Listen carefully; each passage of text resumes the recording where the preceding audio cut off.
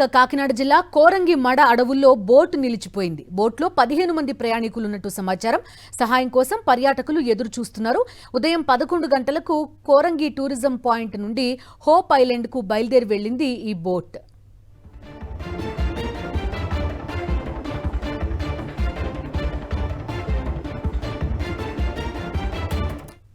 నంద్యాల జిల్లా కోవెలకుంట్ల ఇందిరమ్మ కాలనీ సమీపంలో ఘోర బస్సు ప్రమాదం తప్పింది.